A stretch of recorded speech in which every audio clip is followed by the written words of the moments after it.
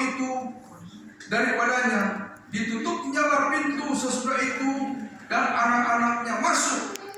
Dan anak-anaknya mendekatkan bejana-bejana kepadanya, sedang ia terus menua. Ketika bejana-bejana itu sudah penuh, berkatalah perempuan itu kepada anaknya, dekatkanlah kepadaku semua bejana lagi. Tetapi jawabnya kepada ibunya, tidak ada lagi bejana. Lalu berhentilah minyak itu mengalir. Kemudian pergilah perempuan itu memberitahukannya kepada abdi Allah. Dan orang itu berkata, pergilah, jualah minyak itu, bayarlah hutangmu, dan hiduplah dari lebihnya engkau serta anak-anakmu. Puji Tuhan. Saudara, ibu janda ini biasanya selalu ada masalah yang berhubungan dengan ekonomi. Biasanya karena sudah tidak ada lagi suami yang bertanggung jawab untuk menafkainya. Di sini ternyata ibu janda seorang hamba Allah. Di sini dikatakan salah seorang dari istri-istri para nabi. Jadi ini yang mengalami kesusahan, seorang ibu hamba Tuhan. Dia menyampaikan itu kepada Elisa, hamba Tuhan juga. Dia sedih kalau anaknya itu nanti diambil sama orang lain, dijadikan budak beli. Siapapun juga orang tua melihat anaknya seperti itu tentu dia sedih. Tetapi ibu ini dia berjuang. Dia mengatakan, saya ini adalah orang yang takut akan Tuhan. Rupanya orang yang takut akan Tuhan juga mengalami krisis. Tapi sebenarnya di balik krisis itu ada maksud Tuhan. Hanya banyak orang di balik krisis itu dia langsung perkataannya, Tuhan ini tidak adil. Tuhan ini tidak memperhatikan saya. Tidak seperti itu. Makanya firman Tuhan atau khotbah pada pagi hari ini, saya akan mengambil suatu judul atau tema, yaitu bagi Tuhan tidak ada yang mustahil. Jadi bagi Tuhan tidak ada yang mustahil. Tuhan yang kita sembah adalah Tuhan yang hidup, yang tidak bisa dilihat secara kasat mata. Tapi kita percaya Dia ada bersama-sama dengan kita di tempat ini. Untuk apa? Untuk memperhatikan setiap kita yang hadir pada pagi hari ini. Mungkin saudara datang ke tempat ini dengan berbagai macam persoalan-persoalan. Tetapi ketika saudara mendengarkan firman Tuhan dengan baik dan saudara memperhatikannya, menyimpan di dalam hati, maka firman Tuhan itu akan merubah seluruh kehidupan kita. Dan firman Tuhan juga akan merubah secara total, sehingga hati dan pikiran kita itu semakin jernih, dan kepercayaan kita kepada Allah semakin dipulihkan. Tidak lagi seperti hari-hari yang lalu. Jadi di sini kita udah tahu persis masalahnya, masalah ekonomi. Dia punya hutang. Mungkin pada waktu itu diluaskan Tuhan, ibu janda ini tidak memiliki sesuatu, dia berhutang kepada orang lain. Akhirnya setelah hutangnya ini tidak bisa dibayar, orang yang punya uang itu dia bilang, kalau begitu anakmu saja nanti saya ambil untuk dijadikan pembantu. Orang tua keberatan. Ini suatu kesedihan tentunya. Dia datang kepada abdi Allah, yang bukan pendeta ya. Di sini tidak ada kata pendeta. Saya baca-baca dari tadi malam, saya lihat tidak ada pendeta kok. Abdi Allah atau hamba Allah, namanya Elisa. Elisa bilang, karena kalau hamba Tuhan itu perkataannya itu diurapi oleh Tuhan. Setiap perkataan yang keluar itu adalah firman Tuhan, dan firman Tuhan itu yang dapat membentuk sesuatu menurut kehendaknya. Itu ketika abdi Allah itu dia berkata kepada ibu janda, dia bilang apa? Di sini dikatakan, hambamu ini tidak punya sesuatu apapun di rumah kecuali sebuah buli-buli berisi minyak. Waktu abdi Allah mengatakan, apa yang ada padamu? Dia tidak berbicara dalam pertanyaannya, kamu punya harta banyak, kamu punya apa di rumah? Tidak, apa yang ada. Tentu kalau dibicarakan apa yang ada, pasti ada yang dia sebutkan. Dia jawab, hambamu ini tidak punya sesuatu apapun di rumah kecuali sebuah buli-buli berisi minyak. Buli-buli atau ya misalnya botol kalau sekarang bicara berisi minyak sedikit. Ya, saya rasa hampir setiap rumah tuh kalau minyak sedikit aja pasti ada tuh sisa-sisanya itu. Itulah kurang lebihnya. Lalu berkatalah Elisa, pergilah, mintalah bejana-bejana dari luar, daripada segala tetanggamu, bejana-bejana kosong, tapi janganlah terlalu sedikit. Tuh. Perintah ini kan sepertinya menantang juga ya.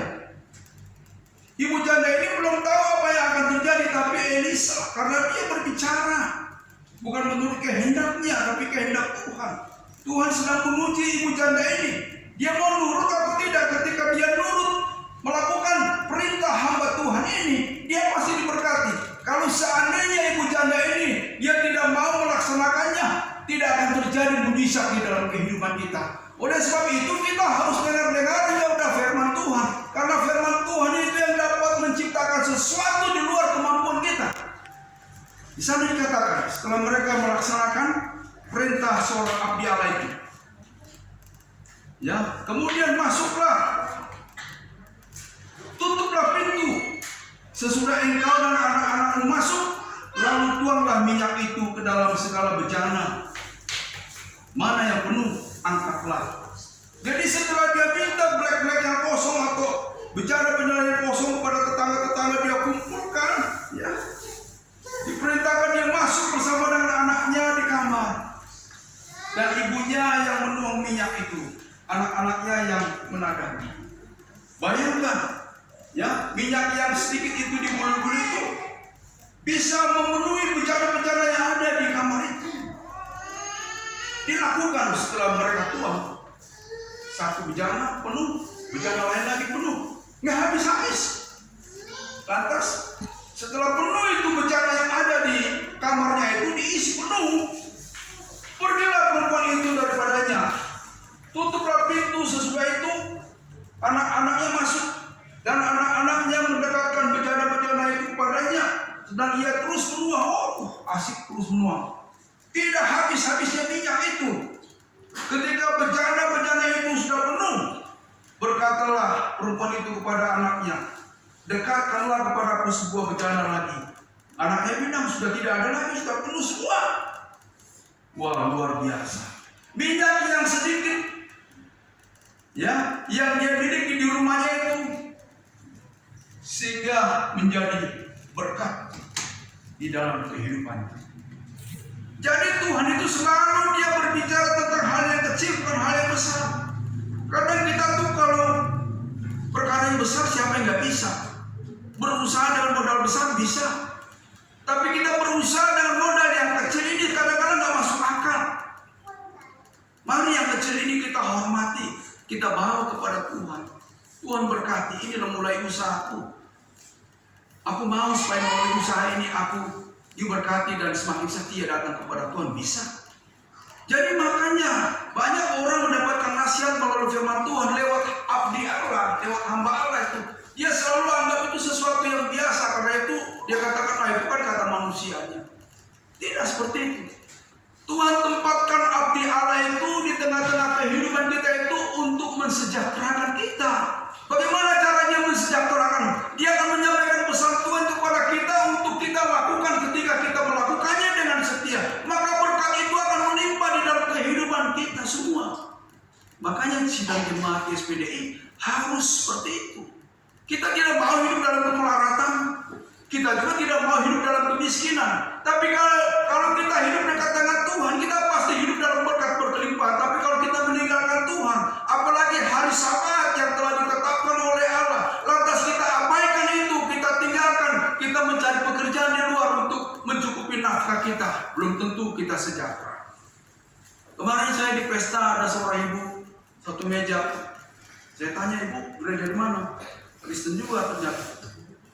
Ya, saya gereja Kristen, tapi saya jarang ke gereja, Pak, katanya. Ya dia banyak berusaha. Saya bilang, bagaimana ibu usaha terus? Utamakan Tuhan dulu, saya bilang. Nanti ibu kalau sudah susah baru datang sama Tuhan. Ini perkataan saya memang tajam ya. Saya nggak tahu dari dulu itu nggak pernah saya berbicara, iya, mengelus-elus orang.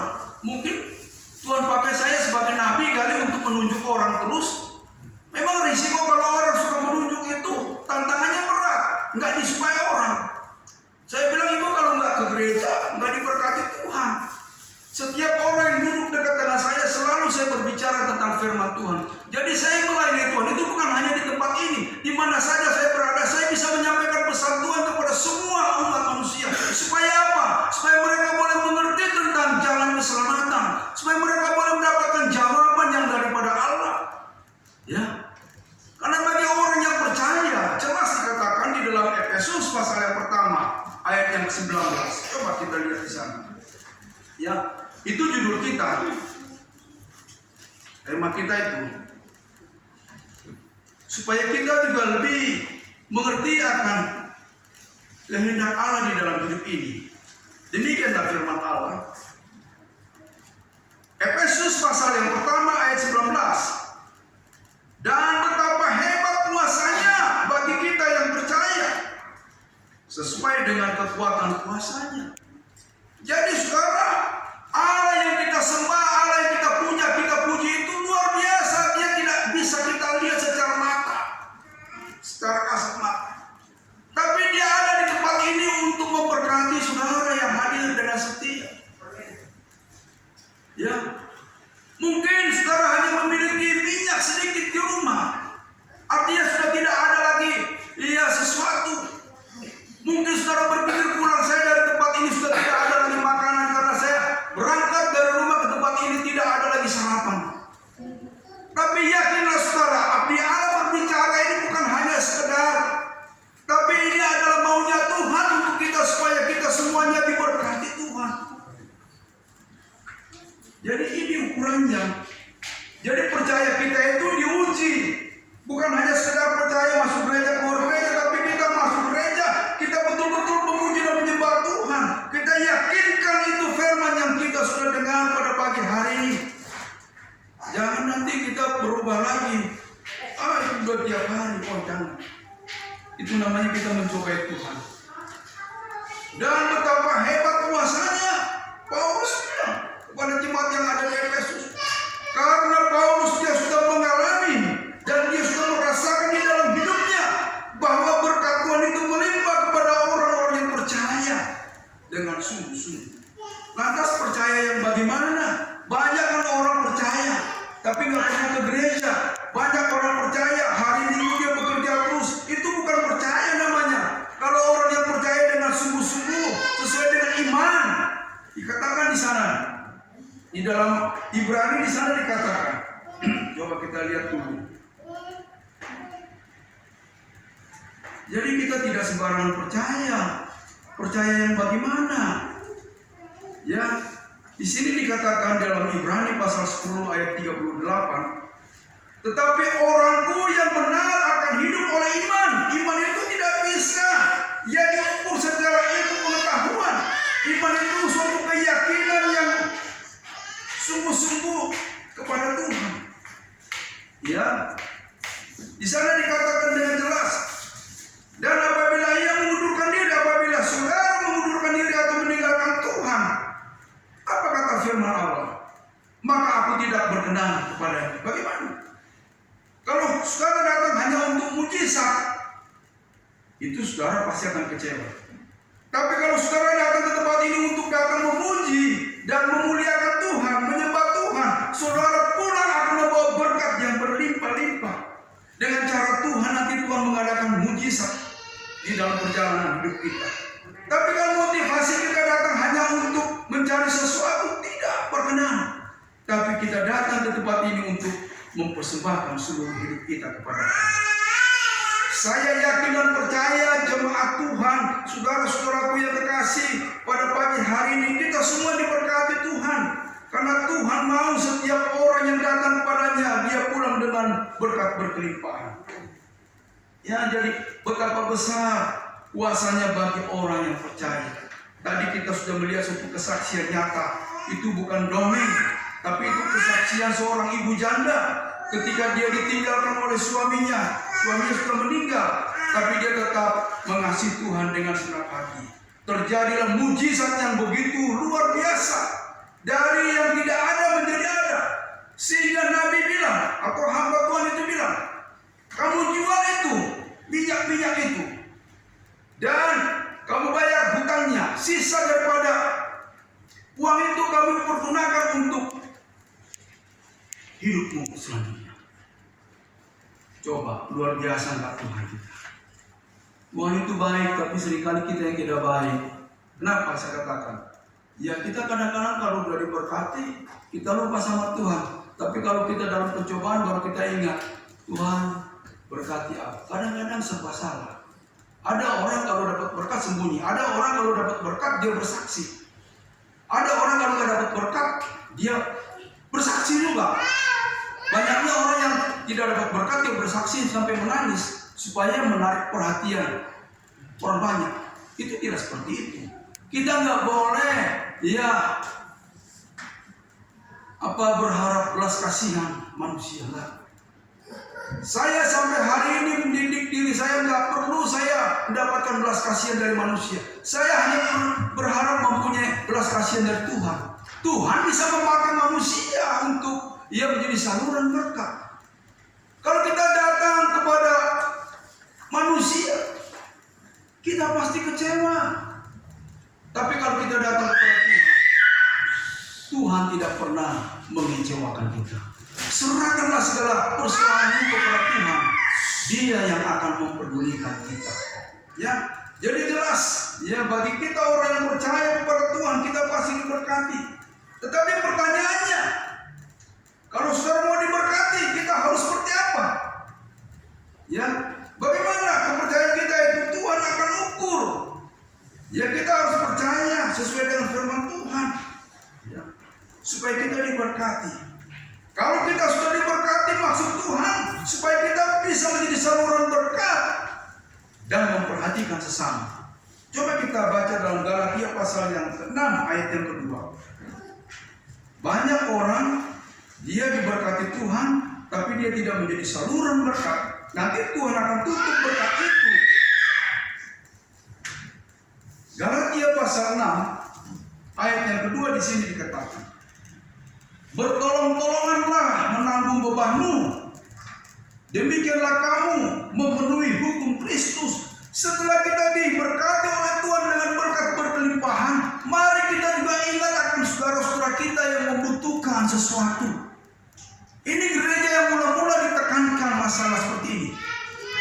Sifat kegotong royongan di dalam gereja mula-mula, Kisah Rasul pasal yang keempat jelas. Sehingga tidak ada yang kekurangan anak-anak Tuhan pada waktu itu, karena yang berlebihan itu mereka menyalurkannya kepada saudara-saudara yang membutuhkan. Jadi kalau kita sudah diberkati seperti ibu janda tadi, setelah dia sudah diberkati, dia harus bisa menjadi saluran berkat juga supaya dia diberkati terus oleh Tuhan. Itulah sirkulasinya. Jadi jelas di sana dikatakan bertolong-tolonganlah menanggung bebanmu. Siap nggak?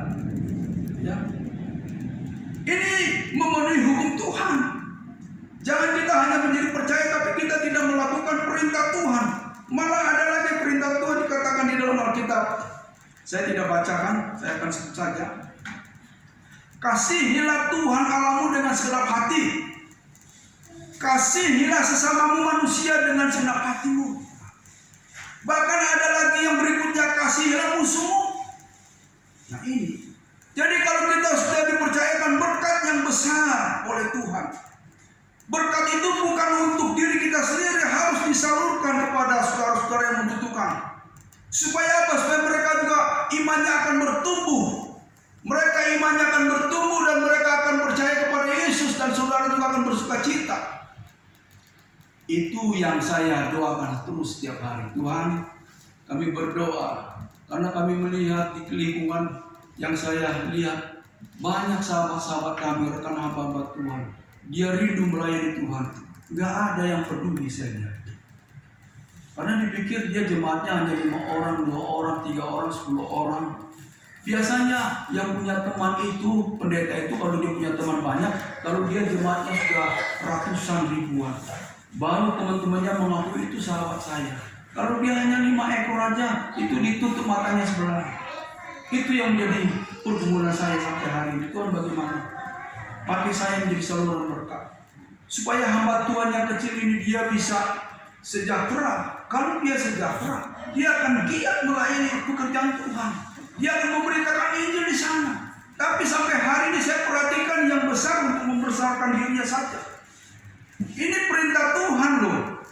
Kasihilah sesamamu manusia seperti dirimu sendiri. Jadi kalau kita sudah sejahtera, kita harus berusaha bagaimana caranya kita bisa mensejahterakan teman-teman kita.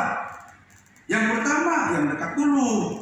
Jangan yang dekat aja masih kurang, lantas pergi yang jauh. Banyak kita seringkali begitu.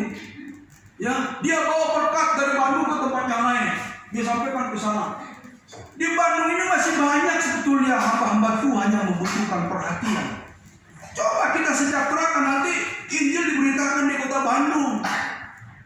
Kan sudah jelas firman Allah juga mengatakan, jadilah saksi di Yerusalem, di Yudea, di Samaria sampai di ujung. Itu artinya bukan di kota itu, artinya di Yerusalem kan dekat, di Yudea dekat Yerusalem, Samaria. Jadi artinya mulai dari rumah tangga kita, mulai dari tempat kita ini, tetangga kita, tetangga yang jauh lagi, sampai ke ujung. Ini yang dekat aja masih kelaparan. Kita bawa berkat itu ke tempat yang jauh sana, itu nggak pas.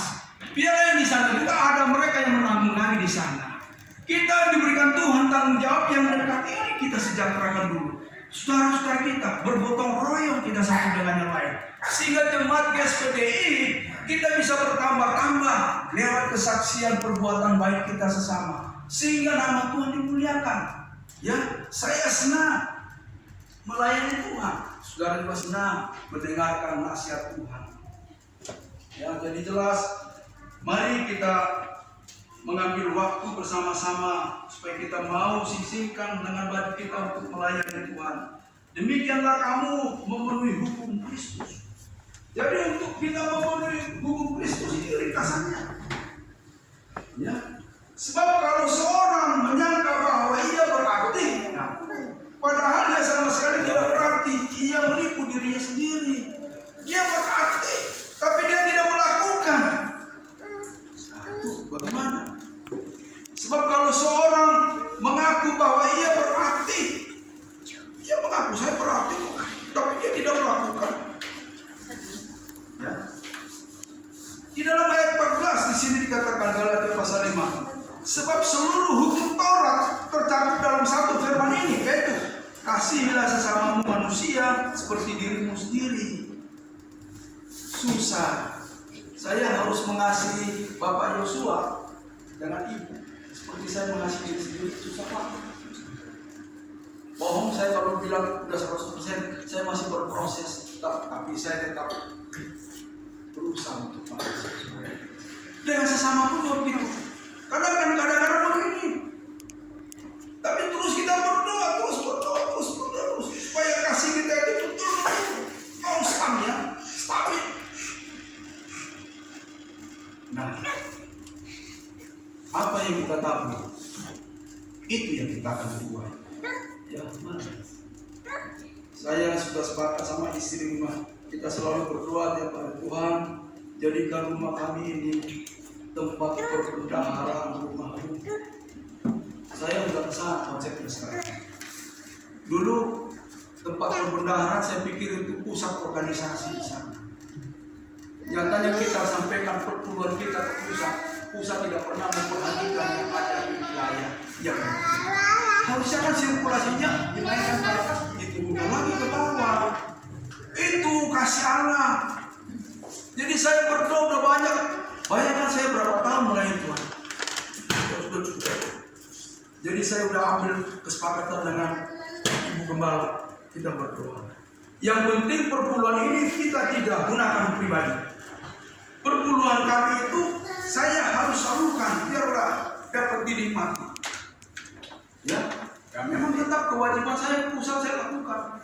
Ya, tapi tidak seluruhnya. Terus aja. Karena nanti kalau di pusat-pusat dipakai untuk perang lagi. Kalau mau Munas tahu, untuk pemilihan ketua umum itu uang itu disebar untuk membawa dukungan. Dia nggak pernah datang rapat-rapat dari desa dan sana itu diberangkatkan dengan pesawat. Dan catatan nanti suaramu ke saya ya. Udah begitu kok. Saya udah sorot dari gereja mana saya nggak pusing. Saya udah lihat. Silakan 12 kalau begitu perpuluhannya dipakai untuk itu. Jadi saya sekarang punya konsep. Kalau saya salah, biarlah Tuhan yang menyalahkan saya. Biarlah Tuhan yang melihat apa yang saya lakukan. Saya rindu membangun, saya rindu membagi. Ya. Sampai rumah saya selalu doa, Tuhan jadi rumah yang tempat perbentaran. Artinya kalau ada orang-orang yang mau titip, simpan. Ya, artinya saya hanya sebagai saluran saja. Siap. Apa saja yang datang, saya terima. Saya sampaikan. Itu saja. Untuk saya aja udah cukup. Kenapa saya harus berlebihan sampai tusuk-tusuk? Dulu saya pernah dengar kesaksian Ibu Kebal waktu masih ngajar di Bina Bakti. Itu bantuan yang diterima dari Bina Bakti dari tempat-tempat lain. Itu disimpan sampai busuk, tidak langsung disalurkan kepada yang membutuhkan di panti-panti didatangi. Saya pernah datang di salah satu tempat Bandung, nggak perlu saya sebut. Itu kuenya, kue kalian apa? Itu disusun di tembok. Saya pernah datang, saya dikasih kue itu. Sampai di rumah saya makan itu kue sudah busuk. Karena disimpan dulu. Harusnya kan itu cepat disalurkan kepada yang orang-orang yang ada di panti itu supaya dimakan. Ini disimpan. Ya, ada juga pendeta. Nggak perlu saya sebut. Saya lihat kok. Makanan itu bagus diberikan kepada anjingnya daripada kepada manusia. Dia pelihara anjing, itu nggak pas lagi. Kita nyambat Tuhan anak Tuhan. Ya, saya saja kadang-kadang kalau saya menghadapi makanan, saya harus ambil makanan itu pas sesuai dengan kebutuhan saya. Kalau sampai lebih dan tersebuang, saya rasanya suruh. Ingat apa? Saudara saya di sana masih ada yang membutuhkan makanan. Di sini saya buang. Aduh. Itu saya didik kepada anak-anak dan puji Tuhan. Ya, mereka bisa melakukan. Ya, apa yang saya tanamkan di hati anak-anak sejak kami masih, ya tentu pendidikan itu kan sejak kami masih kandungan sudah dimulai, ya,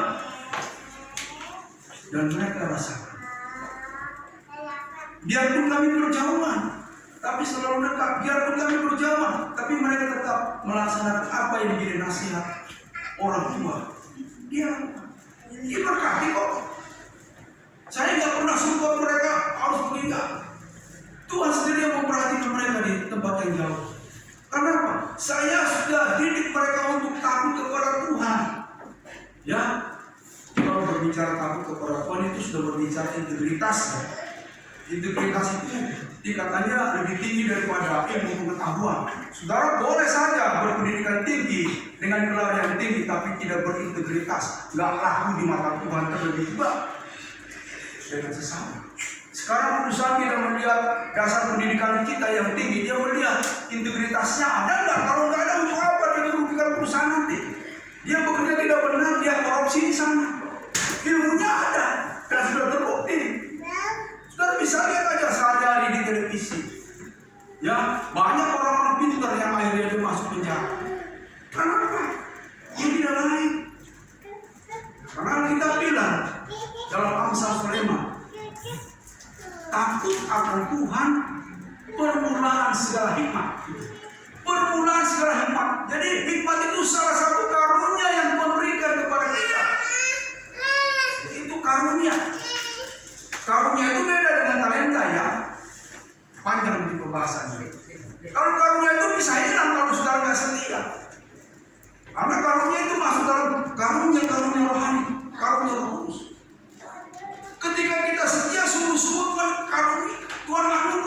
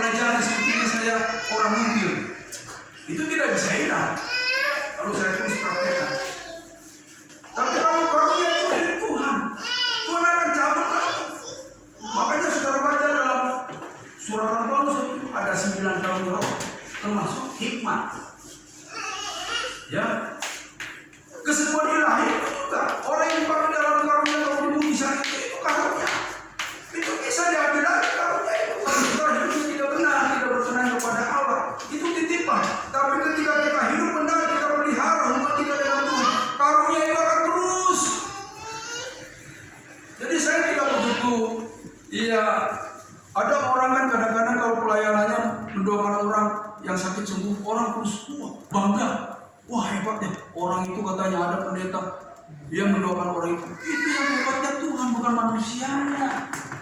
Ya, pokoknya setiap firman yang diperintahkan selalu disertai dengan tanda-tanda ajaib. Ya, tapi bagaimana dengan orang yang memberitakannya kalau dia tidak hidup dalam kebenaran? Bagaimana? Pertanyaannya. Jadi jangan terus saudara, iya, waduh di sana ada orang yang mendoakan orang sakit sembuh. Saya nggak begitu tertarik. Ya, sekalipun itu udah biasa soalnya Yesus selalu menyembuhkan orang sakit, itu udah biasa. Tapi yang saya tertarik kalau orang itu betul-betul dia bertobat sungguh-sungguh terima Yesus dan melakukan kehendak Allah, itu lebih berharga di mata saya. Karena ada dalam Alkitab yang mengatakan dalam Injil Matius pasal yang ke-7 ayat 23. Kalau kita mulai baca dari ayat 21-22, tidak semua orang yang berseru kepada Tuhan, Tuhan akan masuk dalam kerajaan Allah. Hanyalah mereka yang melakukan kehendak Bapa di surga. Kalau kita melakukan kehendak Bapa di surga, pasti kita akan diberkati Tuhan dan akan disertai dengan tanda-tanda heran. Ayat 23-nya, di sana dikatakan, aku tidak kenal kamu. Aduh, bahaya sekali. Dia sudah melayani Tuhan, disertai dengan tanda-tanda ajaib, tapi ayat 23-nya Tuhan bilang, aku tidak kenal kamu. Loh, kan dia bisa menyembuhkan orang sakit. Iya, orang sakit sembuh itu bukan oleh karena kamu, oleh karena Roh Kudus, oleh karena anugerah Tuhan.